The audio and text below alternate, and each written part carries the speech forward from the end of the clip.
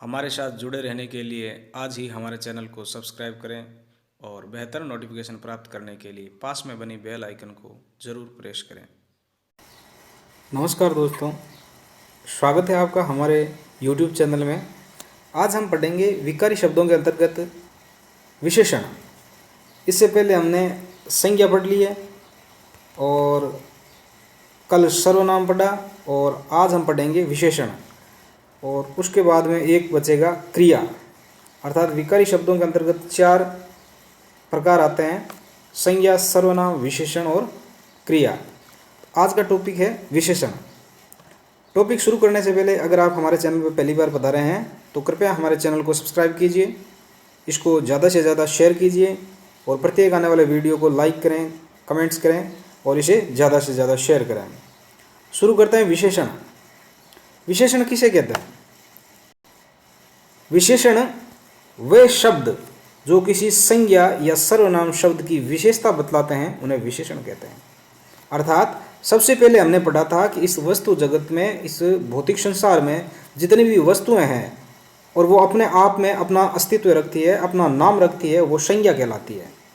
वो संज्ञा कहलाती है।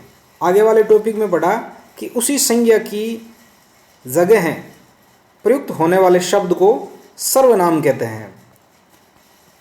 और ये पढ़ने के बाद में जब हम आगे पढ़ते हैं विशेषण तो क्रमशः ये प्रतीत होता है कि ये जो विशेषण है ये संज्ञा और सर्वनाम की विशेषता बताते हैं। अर्थात इन संज्ञा और शब्दों के संज्ञा और सर्वनाम के शब्दों की विशेषता बतलाने वाले शब्दों को विशेषण कहते हैं। जैसे नीला आकाश। आकाश क्या है? आकाश संज्ञा शब्द है, आकाश की विशेषता बता रहा है, अर्थात आकाश नीला है। तो नीला क्या है? इसके अंदर विशेषण है। इससे पहले 3 शब्द आते हैं। एक तो होता है आपके विशेषण, दूसरा है विशेष्य और तीसरा है प्रविशेषण।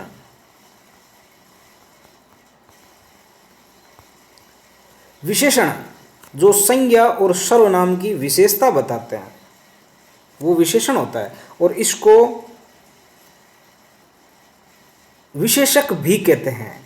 इसको विशेषक भी कहते हैं।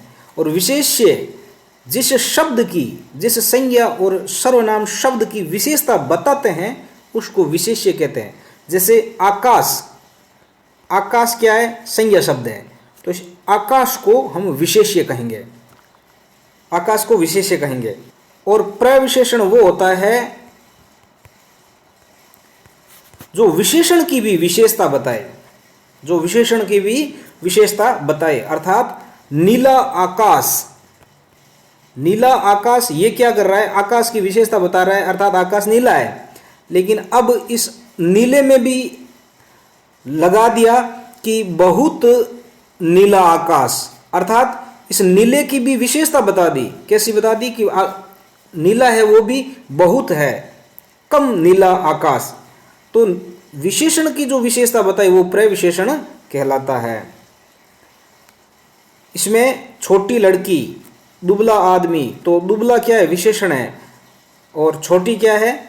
ये भी विशेषण है। और लड़की, आदमी, आकाश ये है विशेष्य आपके, यह है विशेष्य। अर्थात वे शब्द जिनकी विशेषता बताई जा रही है वे विशेष्य कहलाते हैं। अतः विशेषता बतलाने वाले शब्द विशेषण कहलाते हैं। बतलाने वाले अर्थात जो बतलाते हैं वो तो विशेषण कहलाते हैं और जिसकी विशेषता बताई जाती है वह विशेष्य कहलाते हैं। वहीं वह विशेषण पद जिस संज्ञा या सर्वनाम की विशेषता बतलाता है उसे विशेष्य कहते हैं, उसे विशेष्य कहते हैं। विशेषण 5 प्रकार के होते हैं। कितने प्रकार के होते हैं? विशेषण 5 प्रकार के होते हैं। गुणवाचक विशेषण। गुणवाचक विशेषण अर्थात वे शब्द जो किसी संज्ञा या सर्वनाम के गुण, दोष, रंग, रूप, आकार, स्वभाव, दशा आदि का बोध कराते हैं उन्हें गुणवाचक विशेषण कहते हैं।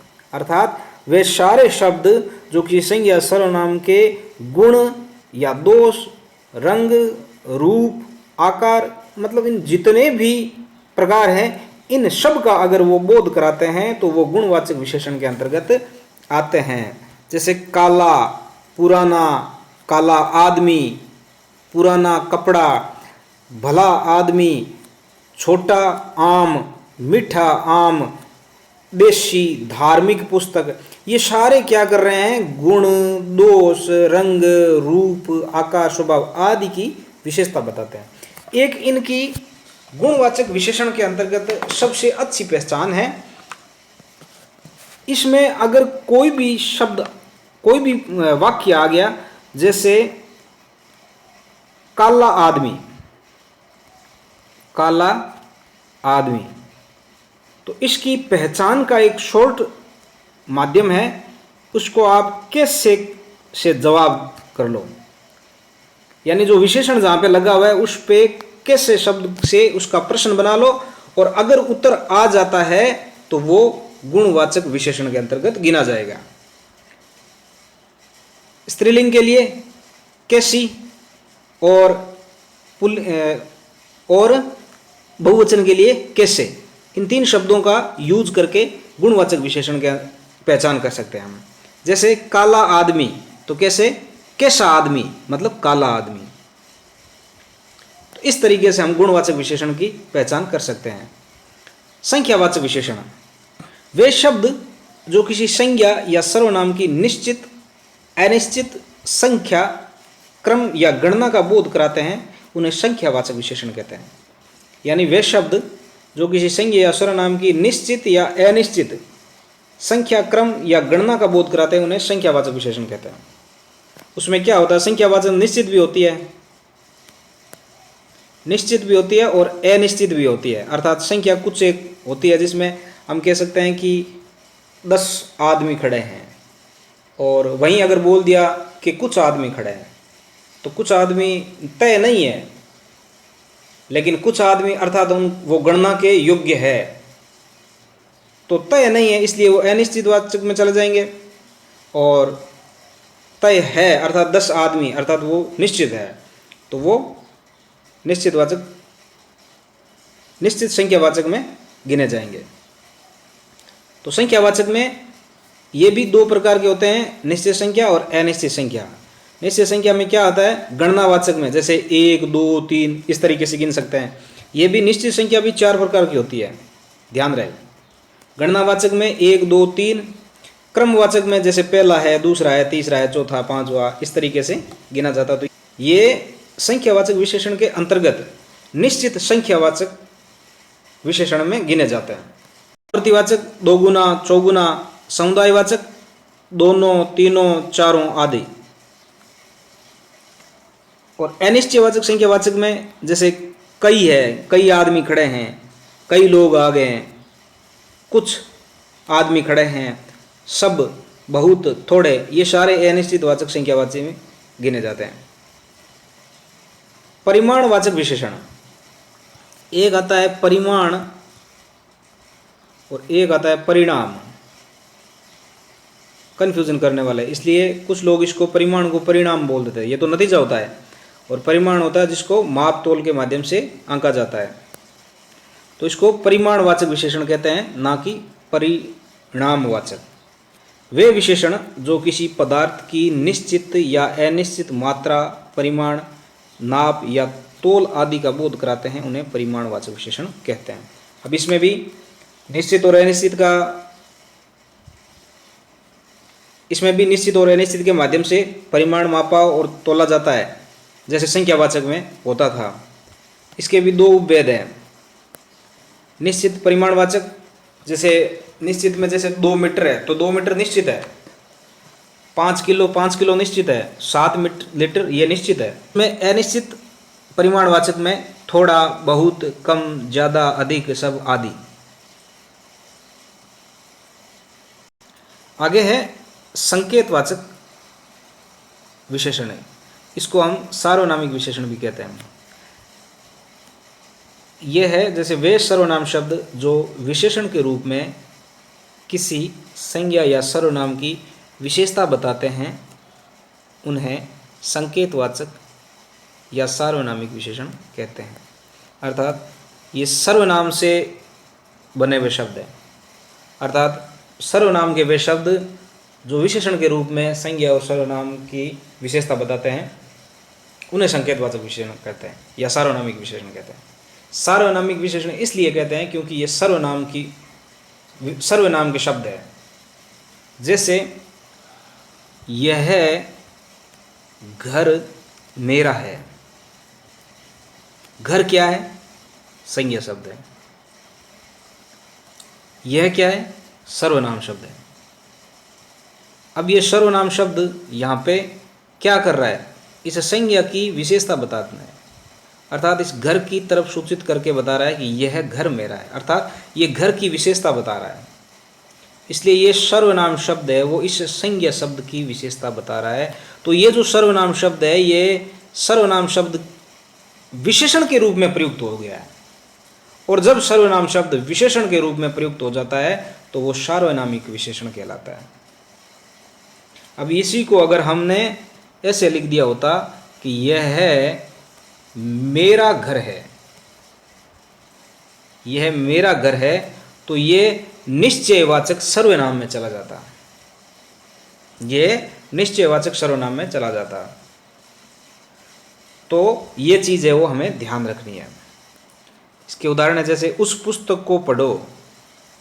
अर्थात इसमें एक बहुत खास चीज़ है कि ये जो सर्वनाम शब्द है वो संज्ञा के तुरंत बाद आएगा। संज्ञा के तुरंत बाद आएगा और उस संज्ञा की विशेषता बताएगा, तो वो सार्वनामिक या संकेतवाचक विशेषण कहलाएगा। व्यक्तिवाचक विशेषण वे विशेषण जो व्यक्तिवाचक संज्ञाओं से बनकर अन्य संज्ञा या सर्वनाम की विशेषता बतलाते हैं उन्हें व्यक्तिवाचक विशेषण कहते हैं। जूती क्या है? संज्ञा शब्द है। जूती की विशेषता बता रहा है जोधपुरी। जोधपुरी क्या है? विशेषण शब्द है। और ये बना किससे है? जोधपुर। जोधपुर से बना। जोधपुर एक संज्ञा शब्द है। तो जोधपुर एक संज्ञा शब्द है, इससे बना हुआ शब्द है जोधपुरी। इसलिए परिभाषा के आधार पर ये कह सकते हैं कि वह शब्द या वह विशेषण शब्द जो व्यक्तिवाचक संज्ञाओं से बनकर अन्य संज्ञा या सर्वनाम की विशेषता बतलाते हैं वो व्यक्तिवाचक विशेषण कहते हैं। इसी दौरान भुजिया, भुजिया संज्ञा शब्द है और भुजिया की विशेषता बीकानेरी शब्द के माध्यम से बताई जा रही है। बीकानेरी शब्द है वो कश्मीरी सेब आदि। विशेषण की अवस्थाएं, विशेषण की तुलनात्मक स्थिति को अवस्था कहते हैं। इसके 3 प्रकार होते हैं। इसके 3 प्रकार होते हैं: मूल अवस्था, उत्तरावस्था और उत्तमावस्था। जिसमें किसी संज्ञा या सर्वनाम की सामान्य स्थिति का बोध हो वह मूल अवस्था कहलाती है। अर्थात नॉर्मल, जैसे रहीम अच्छा लड़का है, सिर्फ एक के बारे में क्या कुछ कहा जा रहा है तो रहीम के बारे में, एक के बारे में कहा जा रहा है रहीम अच्छा लड़का है, ये मूल अवस्था बोलते हैं इसको। उत्तरावस्था जिसमें 2 संज्ञा या सर्वनाम की तुलना की जाती है वो उत्तरावस्था कहलाती है। यानी 2 संज्ञा या सर्वनाम की तुलना की जाती है। जैसे अशोक रहीम से अच्छा है, उदाहरण में अशोक रहीम से अच्छा है, राम श्याम से अच्छा है, तो ये उत्तरावस्था के उदाहरण माने जाएंगे। उत्तमावस्था जिसमें 2 से अधिक संज्ञा या सर्वनाम की तुलना करके एक को सबसे अच्छा या बुरा बतलाया जाता है, उत्तमावस्था कहलाती है। यानी जिसमें 2 से अधिक संज्ञा या सर्वनाम शब्दों की तुलना करके एक को सबसे अच्छा बताया जाता है, एक को सबसे अच्छा बताया जाता है। जैसे अकबर सबसे अच्छा है, यानी बहुत से है लेकिन बहुत से लोगों में से अकबर है वो सबसे अच्छा है। राम कक्षा में श्रेष्ठतम छात्र है, तो कक्षा में बहुत से बच्चों की तुलना की जा रही है तो राम है वो उसमें सब में श्रेष्ठ है, तो ये सबसे उत्तम अवस्था मानी जाती है। इसी को अगर हम देखें तो मूल अवस्था है, जैसे मूल अवस्था है उच्च और श्रेष्ठ।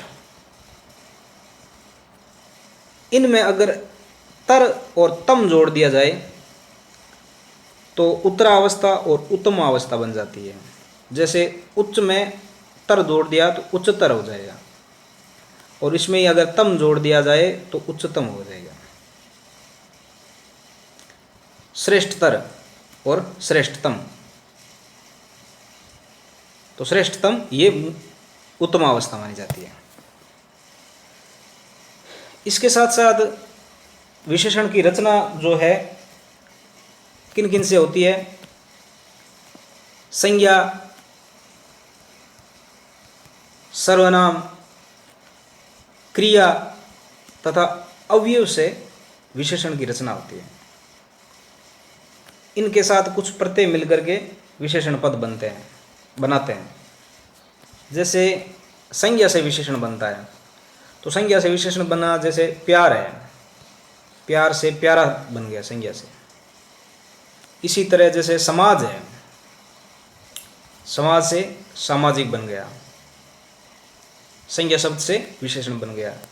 इसी तरह सर्वनाम से विशेषण बनता है। जैसे सर्वनाम से विशेषण, जैसे जो सर्वनाम है तो जो का जैसा बन जाएगा।